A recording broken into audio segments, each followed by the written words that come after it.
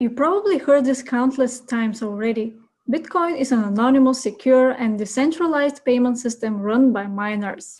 In this talk, we are going to explore what does that actually mean, as well as touch upon why there are now different types of Bitcoins, as well as how is Bitcoin and Ethereum different than one another. Our guest today, with the cool nickname the Blockchain Beard Guy, is a software developer with over 20 years of experience who now transferred his knowledge to the world of crypto and is an avid educator and ambassador for the new technology. Please welcome Chris Bennett. Hi, Chris. Thank you very much for joining us today. Can you tell us a bit about your background and when did you enter the blockchain space? You bet, you bet. So, Victoria, thanks for having me. I'm so excited to be a part of this and to talk to everyone about blockchain and cryptocurrency. A little about me, I've been in the custom software development and consultancy space, primarily in the Denver metro area for about the past 20 years. Really got into blockchain about a year ago. And what I noticed is that there were a lot of really brilliant technical developer minds in the space, but there was a real lack of discipline and tried and true principles of software development and software architecture. So I really saw a great need to be able to apply the things that I've been doing for the past 20 years, helping non-technical people understand the vision of software, architect great products, and then run development teams to actually make those things a reality. I saw a very big white space there that needed to be filled in blockchain. So that's what I've been doing, is just taking what works in software development and bringing it to the blockchain world. Wonderful. So let's start from the basics. How would you explain what a blockchain is to someone with no technical background? Where would you start? You know, I have one story that I like to tell because I think it's the best story I've heard about blockchain, but that's the story of Yap Island. And this is a small island in the South Pacific. And about 1,000 years ago, they had a very strange form of currency. They traded what were called ray stones, and these were giant limestone coins that could be 12 feet tall and weigh over 8,000 pounds. So you hear that at first, and it's very funny because how did that work, right? How did they trade money that was just physically impossible to exchange? And what they did is they came up with the world's first decentralized ledger. So they would put these coins all around the island in strategic positions. We'll put one over on the beach, and we'll put one at the base of the mountain, and we'll put one in the cornfield. And then anytime anyone in the tribe wanted to make a transaction, they would just announce it to everybody else. So we might stand up and I would tell everyone, I'm giving Victoria my coin by the beach in exchange for all of her livestock. And everyone in the tribe remembered that. And from that point on, it was known that that was Victoria's coin, not mine. And so they created the world's first decentralized ledger. And they did something unique. They could have just picked one member of the tribe and had that person keep a central ledger, kind of do today with a bank. But they took that very interesting approach and had it shared amongst the tribe. So blockchain is really just taking that idea, and instead of everyone trying to remember everything in their heads, we're using computers. And the other big change is in a society like that, everyone knew how much everyone was worth. I knew exactly what Victoria's coins were and what Joe's coins were and Sally's coins were. And that just wouldn't work in today's world. So blockchain also adds in this layer of anonymity, so no one knows all your personal details. But that's kind of the best story I've found to explain to a non-technical. That was a wonderful story and a great way to put it and to explain what it does. So how is it really anonymous, and how secure is such a decentralized network as a blockchain? That's a great question. I think it depends how you define anonymous. So the security piece, what I always encourage folks to remember about blockchain is it's just a really great way of recording information and announcements. It's still up to you to be aware and careful of what kind of information you're putting on the blockchain. So you could put all your personal information in plain text out on the blockchain, and that would be an insecure thing to do, but that wouldn't really be blockchain's fault. The security in blockchain comes from any record you look at, has not been tampered with. It may not be a secure thing to put on the blockchain. The record itself may not be true, but no one's come along and tampered with that record. The anonymity piece, I think it depends how you define anonymous. So, it keeps us pretty anonymous in that you could look at my transactions. You wouldn't know who I am. I wouldn't know who you were. In this day and age, I don't know if anybody's really anonymous from the NSA or the CIA. So I think it kind of depends. You're mostly anonymous. And, if you really want full anonymity, you just kind of have to do your homework and make sure that you're not leaving any breadcrumbs behind. But it's certainly a very enabling technology for anonymity, if that's your concern. Well, let's say if it's used for voting, anonymity is a big piece of that. So let's say if governments at some point decide to use blockchain for voting, can we really, people rely on it to stay anonymous with their votes? Well, what are your thoughts on that? I think we can. When we talk about no one being truly anonymous and kind of the power and the scope of some of these large state actors, you're also talking about a tremendous amount of resource and cost they have to incur to find somebody. So for something like voting, I don't know that there's really a concern there. In fact, I think it gives us a bit more anonymity than we have currently. It may not be perfect, but it's certainly a lot better than what we have today. And I think I'm kind of personally interested in voting around blockchain. I've created a sample voting platform on Ethereum that I use to show to people just to move the discussion away from currency and show them there are a lot of other cool things you can do with blockchain. And a lot of the neat things that I see, especially with voting and blockchain in general, don't really have anything to do with blockchain, but they come from when you revisit an old idea, like voting with new tools, you can do some interesting things. So here in the United States, we vote on one day in November, the first Tuesday of the month.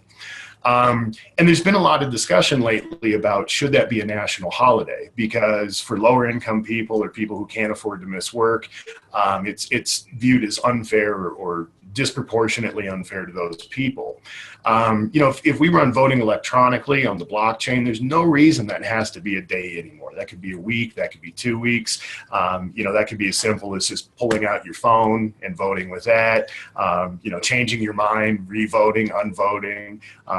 Nothing really to do with blockchain, but if we use blockchain for voting, we can really do some interesting and new things. Very interesting. Well, so let's talk about how cryptocurrencies like Bitcoin are created on the blockchain. Could you explain a bit for the listeners what this process is? How is a Bitcoin created? Sure. I'll go back to the island. And if you think, we started out and we were remembering all these transactions in our head, but you can only remember so many. So let's say that we got a little bit smarter as a tribe and we decided we'll write them all down on a sheet of paper. So everyone's got the same sheet of paper, and each sheet of paper has 25 lines. And these aren't real numbers. This is just an example. Technical people, when I give this, love pipe in and talk about block size and all that. But we fill up a sheet of paper, and what we want to do collectively once that sheet is filled is we all want to verify that we have the same information on it. And once we decide what the truth is, we want to put that piece of paper in a stack with the understanding that once it goes in that stack, it's verified, we know that the data there is good, and we can always trust it.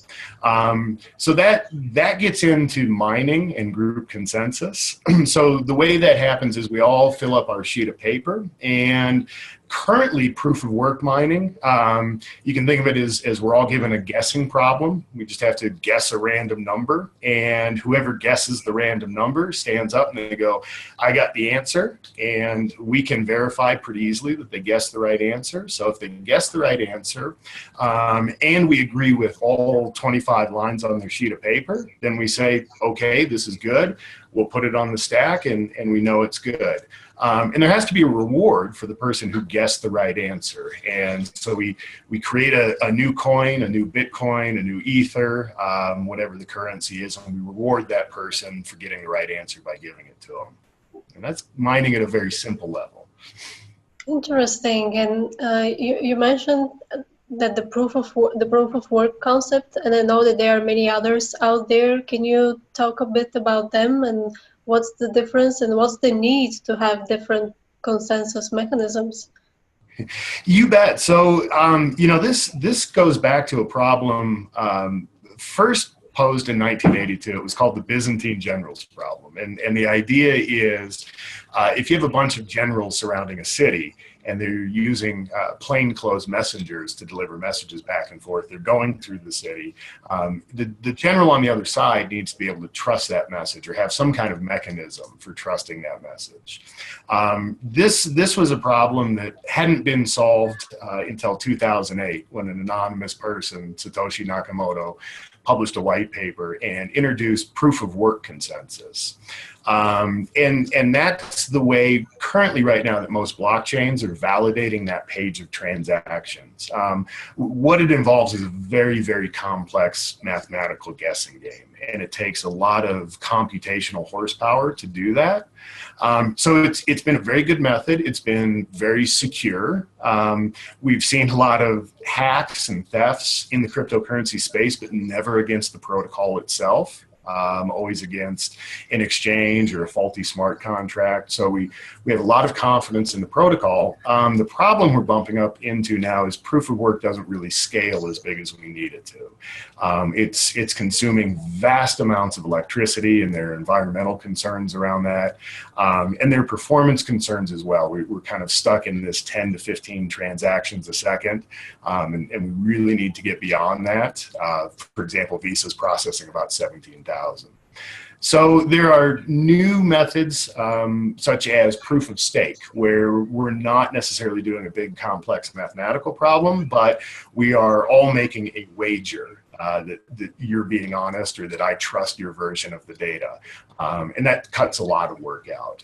There are other algorithms like proof of audit or proof of elapsed time, and they're all aiming to do the same thing, which is make it a little more computationally sane, and so that folks can mine at home again. That's becoming another big concern is, there are a dozen or so really big mining pools across the planet for proof of work, and they tend to be geographically concentrated in certain areas. So we're kind of back to the centralization problem we tried to solve. So I think this is going to be an interesting year. We're already starting to see some of these other protocols roll out, and it's going to be interesting to see how they roll out, and where proof of work stays, because I think there's a use case for it going forward as well. What other challenges other than scalability is facing the technology right now? I think one of the biggest challenges right now is just how new the tech is. We don't have a lot of patterns and practices yet. If you go out and you Google, what's the best way to write a smart contract? What do I want to avoid? What do I want to make sure I do? There's very little guidance in blockchain compared to more established technologies like full stack web development or server side development. So I think we're going to see a lot of growth in platforms and in tooling. I think one of the big areas right now is security. It's very, very difficult for an average developer who doesn't come from a cybersecurity background to really, really write a good, safe, secure, smart contract. You really need to write your contract and then tap someone who is a cybersecurity professional to review, to measure attack vectors and make sure they're properly addressed. So this is really asking a lot of average non-cybersecurity developers, and I think it's keeping a lot of big players and Fortune 500s from diving deeper into the technology. So I think the more of that we can roll out, the better. And in a lot of ways, if you're a new developer, you know, someone not as old as myself, you've been spoiled because the languages right now become very feature rich and very function heavy. And there are a lot of very basic features that we've grown accustomed to in other languages that just aren't there in blockchain and smart contract development yet. They're coming, but it's kind of a trip back in time. And if you want to do some of these simple functions, you have to roll up your sleeves and write them yourself. So it's a difficult environment to get in for new developers. Do they need any special type of training that they can get? Anything that help them transition? You know, it's a fast-moving space, and that's some of the difficulty is you find good information, but it was good information 6 months ago, and it's not relevant. You know, so there are two ways to attack it. You can roll up your sleeves and be diligent and make Google your best friend. Dive into some great communities online. There are also training programs that are starting to pop up. So a couple offhand. My good friend Mark Price runs an outfit called devslopes.com. They offer an Ethereum online lifetime access Ethereum development course. You know, if you just want to learn the basics. I also work with the Blockchain Training Alliance. So we do training and certification through Pearson VUE anywhere in the world for blockchain architecture and blockchain development. So there are some outfits out there if you actually want to get certified and use that to help get into the space or to demonstrate what you know. And those can cut out a lot of time and frustration. And the great thing about that is as new information comes out and information becomes outdated, we're the ones who are responsible for keeping that up to date and making it relevant so you don't have to worry so much about what still matters and what doesn't. Mm. You mentioned smart contracts a couple of times. Can you elaborate a bit more on that and explain to the listeners what a smart contract is and what it actually does and how it evolves the concept of the blockchain? Yeah, absolutely. Smart contracts are this really cool idea that instead of money just being money, you can program rules into your money using computer code. So examples of smart contracts might be, I'm a landlord and I want to write a smart contract that says on the first of the month, Victoria authorizes me to go into her bank account and just automatically withdraw the rent. And if she doesn't have the money or if she's late, it's the smart contract that deals with that. We program the rules into it. So it saves me up from having to do all of that manually, knock on everyone's door and get the check at the first of the month.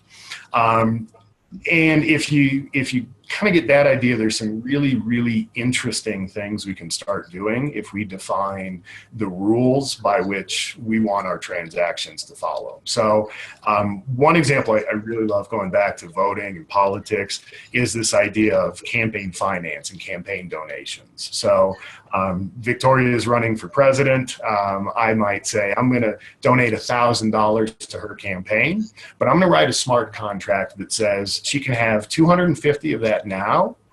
And if she fulfills her first 2 campaign promises, I'll give her 500 more. And if she fulfills all 4 of her campaign promises, I'll give her the last 250. You know, just really, really interesting things that we can't do right now.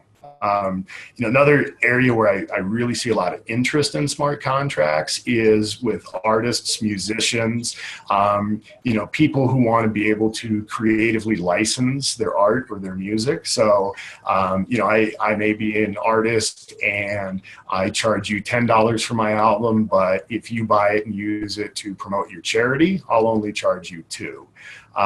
You know, there was a young rap artist who was talking about writing a smart contract, and what he wanted to do was, I put my new album out and you pay $10 for it, but every person you introduce that album to, if they buy it, I'll give you back a token. And if you get 10 of those when my second album is released, you get that for free. And it's great because I know you're going to turn around if I give it to you for free and you're going to sell it to 10 more people. So smart contracts give us a way to track that, manage that, and actually make that a reality. And kind of automate it, because right now it's also possible to make the same claims and arrangements with the current technology but it involves some manual administration and tracking, I guess. But then with smart contracts, all that could be automated. Am I getting it right? Absolutely. If you wanted to do that today without blockchain, you're right. You could do it. You'd have to either write all that yourself, come up with a database to put it into, or you'd have to go out and find a third-party provider and ask them to store and manage all that data for you. And then the problem you run into is if you do that, and let's say I have all my data hosted and managed by Amazon, and you want to use that data because you run a chain of local music stores, and we're having some kind of partnership.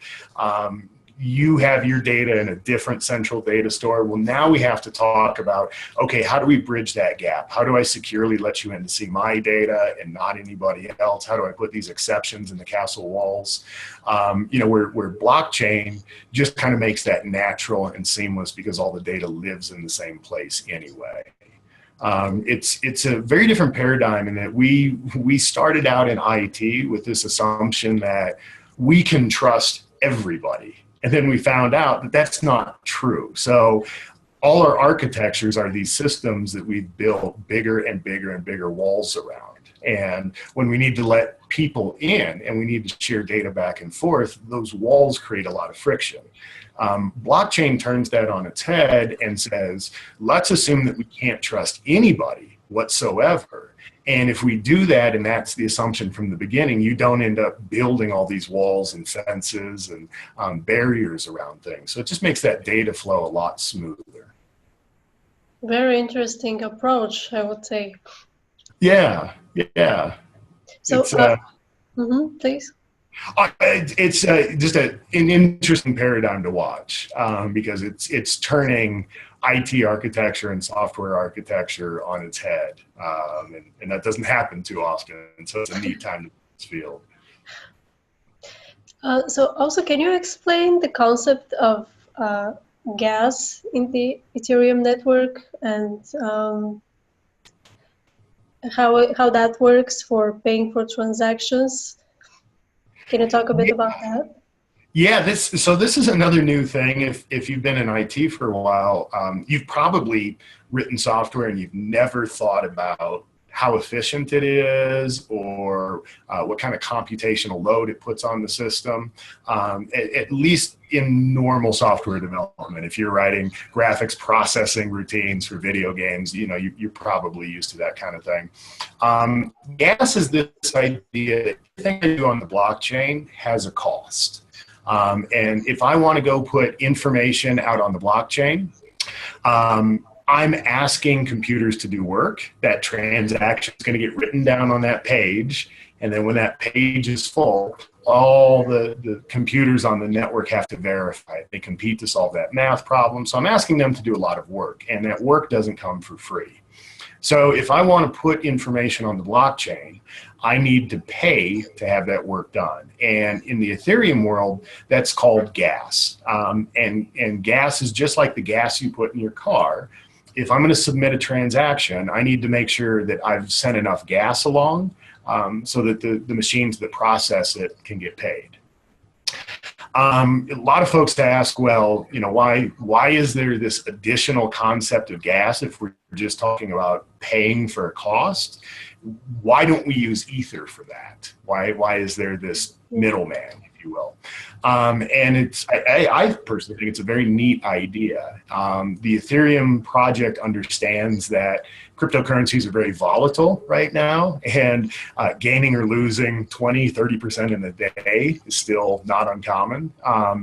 And if gas were directly tied to that currency, we'd see a lot of fluctuation in gas prices. And that's not the stability that the platform needs to really take off. So, for example, if I do something on the blockchain this morning, it shouldn't cost 10 times more if I go back and do the same thing tonight. So that's why they've decoupled it. And you'll actually see, just like when you go to the pump to fill up your car, the gas prices move up and down pretty frequently because they're trying to stabilize the real cost of that transaction for you. So how is that price determined, though? How is this cost determined? on the network? You know, a lot of it is based on current capacity and load. So we know what the network is capable of, and it becomes a supply and demand issue. So if everyone wants to go onto the network and make transactions on blockchain, we'll see gas prices go up. So we saw this right after Thanksgiving. There was a decentralized app that came out on the Ethereum network called CryptoKitties. Kind of a silly thing, but you could go in and you could get your own custom-made virtual cat. And this became a very collectible thing. Everyone wanted to have one. And so for 4 to 6 weeks there, it was really the craze. And everyone was on the Ethereum network buying and trading and selling their CryptoKitties. So during that time, we saw gas price go up a lot. And if you wanted to do other things on Ethereum, you paid higher prices because of everyone in their CryptoKitties. Now that that's kind of died down, we see gas prices lower again because not all that demand is being taken up. You know, and it really gets into kind of macroeconomics. You know, if something like that happens again and there's a big load on the Ethereum network and gas prices go up, that's also telling me that, hey, mining is now more profitable. And there's an incentive now where maybe I wouldn't before, to go put new nodes on the network and to start mining and to give the network additional capacity. So it's designed to be somewhat of a self-regulating system as well. Interesting. Maybe we need to go a step. We need to take a step back and explain a bit what's the difference between the Bitcoin network and the Ethereum network, just for the sake of understanding that. So Bitcoin obviously is the original. It's the oldest. It predates Ethereum by quite a bit. And what really made Ethereum unique was this idea of smart contracts, was being able to program your money. You can do that to some degree in Bitcoin. There's a technology called Bitcoin scripting, but it's very, very limited in what you can do. The idea behind Ethereum is we want to take the scripting idea that's in Bitcoin and really blow it out into what's called a Turing-complete language, just meaning a programming language that is capable of solving any kind of problem, equivalent to all the major languages that we use today. So Ethereum was this step forward from Bitcoin to really make smart money, not just digital money. And they're really leading the charge on some interesting things like the move away from proof of work to proof of stake, to get blockchain re-decentralized. And we're seeing a kind of the first mover advantage there. That's where a lot of developers are going. That's where most of the resources, educational on the internet, seem to be pointing. It's really probably the easiest platform to get started. One of the interesting things about Ethereum is it's got its own built-in token model. You can create your own derivatives from Ether. There's a standard around that called the ERC20. And some child standards that come off of it. So if you have an idea that involves creating your own token or coin, it's really a great platform to start because you get that natively instead of having to write your own. And most of the most of the altcoins that are created right now are based on that Ethereum framework. Right, exactly. And if you want to create a new coin, there's really a compelling argument for using that network. If I go and I write my own coin and it's not an ERC20 compatible token, well, then I have to write a wallet app. And if I'm going to list my coin on an exchange, I also have to provide all the exchange protocols. Again, all that's baked into Ethereum. So I just get that by creating a token on the platform. And I think that's where we're going to see a lot of blockchain development go. Is just like we've seen development in other technical areas. These platforms are going to emerge that abstract away a lot of those low-level details. And I think we're just going to see more and more and more of that, to the point where someday you'll be able to create your own coin, just by going to a visual editor and setting a few parameters, and the code is written for you. Yeah, well, I'll be really excited to see that happening.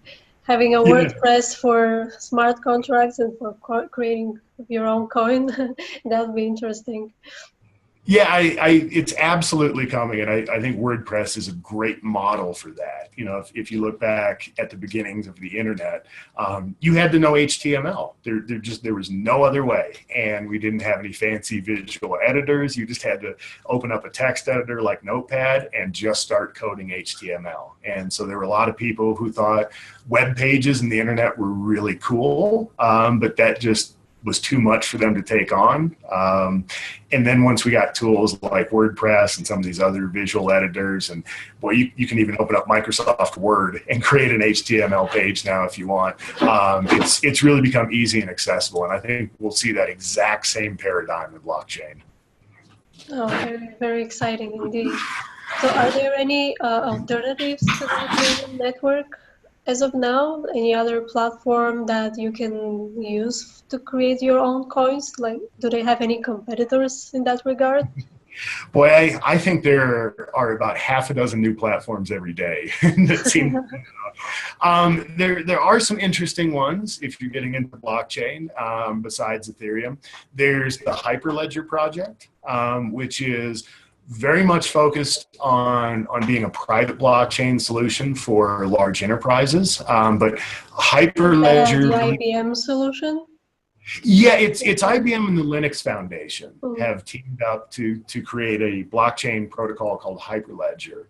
And whereas Ethereum gives you a lot of built-in things, the token model, the proof of work, changing the proof of stake consensus, Hyperledger gives you the ability to do all that yourself. So if you want to go to the other extreme and write your own consensus protocols or write your own token standards, Hyperledger is a really, really interesting platform to do that on.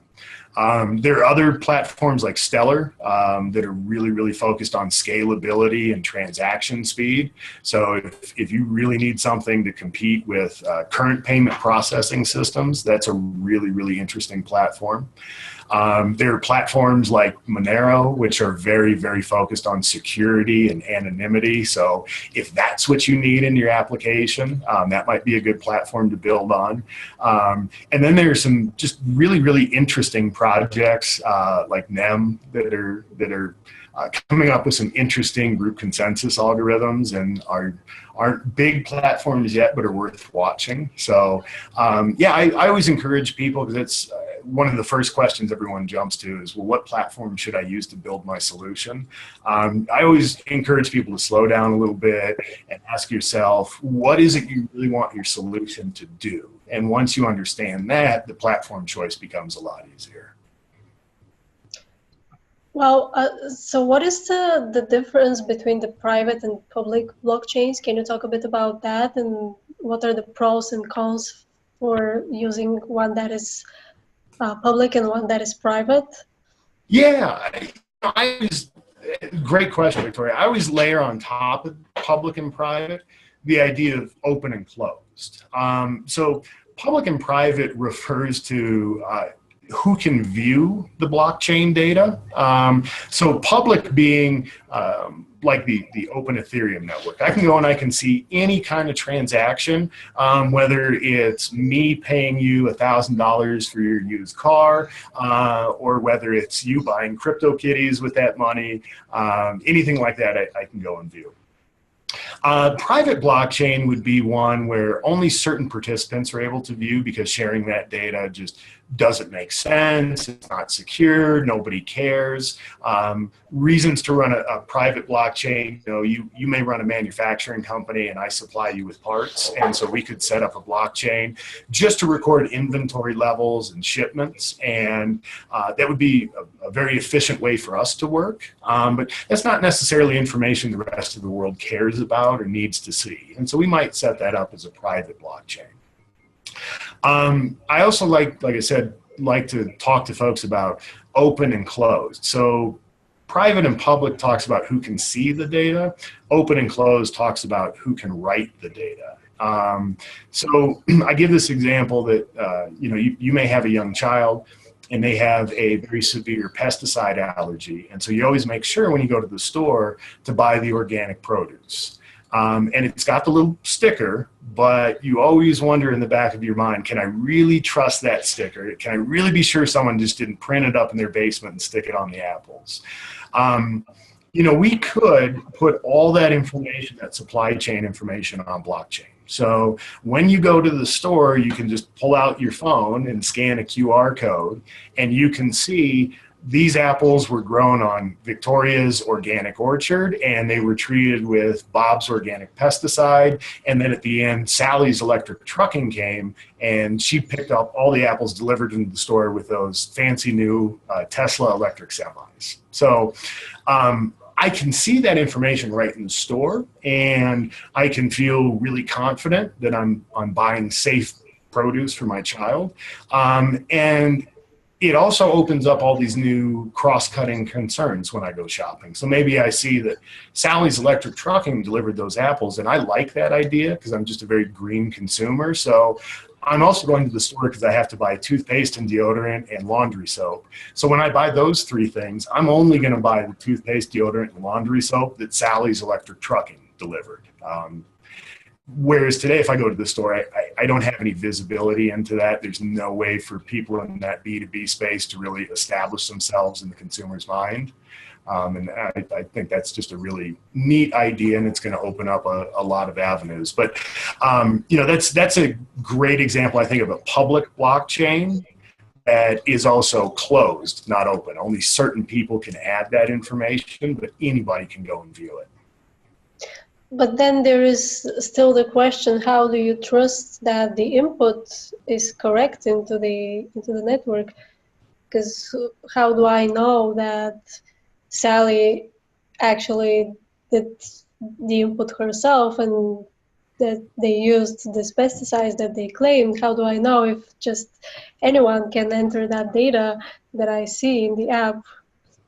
Yeah, and this is a really great question. This comes up a lot in blockchain, and I think there is the misconception that when we talk about trust and security on the blockchain, people construe that as being able to trust the content of the message. What blockchain does is it gives us a lot of faith and security that the message hasn't been tampered with since it was written. I still have to trust the author and trust that they're giving me good information. So you're right. In that scenario, there's nothing preventing one of the players from being a bad actor and spreading false information. What blockchain does give us is irrefutable evidence, once that happens, that that person was lying. Once it's found out that you actually weren't using organic pesticides, you were using conventional ones, you don't have a way to go back and go, well, I never said that. It's documented and it's reported for all to see. So there's still due diligence that we need to do, and I always encourage people, don't trust the content of the message just because it's on blockchain. That part of the world hasn't changed. You still need to do your homework, but I think what's exciting about blockchain is it gives bad actors and malicious people much, much, much smaller places to hide. It's getting harder to be a jerk. Very well. Okay, so getting back to Bitcoin, I have a question that I get a lot. What is the difference between Bitcoin Cash, and Bitcoin Gold? Are these the coming from the same blockchain, or how does that work? Why do we need to have 3 different Bitcoin types, or maybe they're completely different coins? And if you can give some light on that, would be great. Yeah, so this is a very big issue in blockchain right now, this idea of the hard fork. So where this came from is there was Bitcoin originally.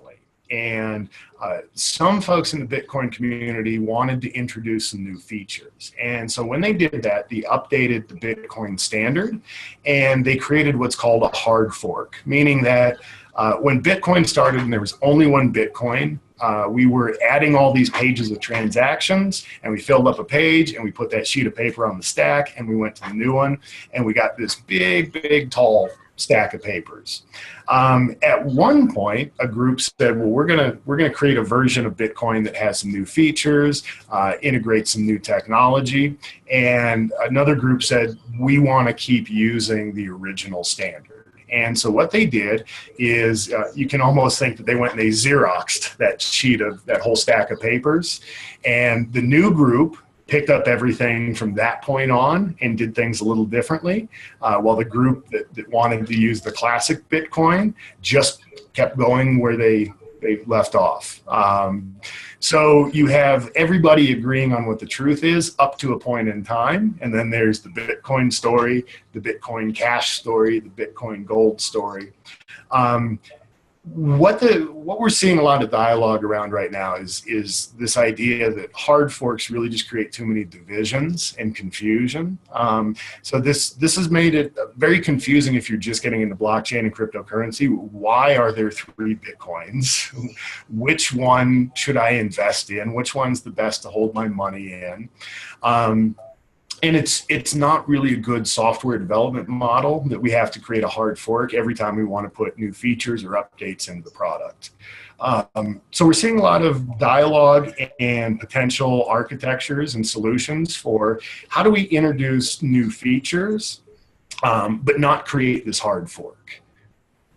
Another thing that's very big on the Ethereum platform is this discussion of how do we roll out new smart contracts, new standards, new token architectures without creating this hard fork? Because doing so is just going to be very, very confusing to people. Oh, great. Well, so there is a lot to see in the upcoming year in terms of development of the technology itself, not only the market, but the technology itself. Right. Yeah. Yeah, I think 2018 is going to be a very, very interesting year. I think we're going to see a lot of regulation coming in. We're already starting to see that, and some of the panic that goes along with that. I think we're definitely going to see more growth in the platforms and the tooling, like I said, especially around security. And I think we're going to continue to see interest in blockchain spilling out beyond technical people. And that last one really excites me, that we're starting to see groups outside developers and tech folks really get into this, get excited and understand what it's all about. I think so much of what we're going through right now parallels where we were at with the internet 25, 30 years ago. And, it was the engineers and the tech folks who jumped in first. But if you look at the jobs and opportunity the internet created, it created more of that for non-technical people than it ever has for guys like me. So would you like to share a bit more about the voting project that you're working on?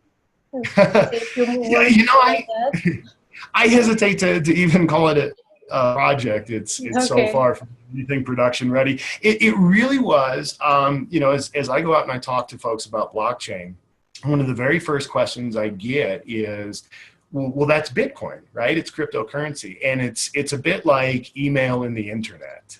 So email was the very first consumer-grade application that we had on the internet. And so if we went back in time to 1992, 1993, and we asked a lot of people, hey, what's the internet? They would say, oh, it's a way to send messages back and forth. They would describe email. And that's kind of, I think, where we're at with blockchain right now. If you ask folks, what's blockchain? They go, oh, it's a way to trade currency back and forth. So I built this application purely as a way to show people that there are use cases outside of trading money, and you can create blockchain applications that don't have a token or coin. A lot of people seem to think that that's a requirement. And I think some of the most interesting solutions in blockchain are ones that don't use a coin or a token. So it was something I built just to let people test drive and see what a blockchain application looks like, but not necessarily one that's trading tokens or money back and forth.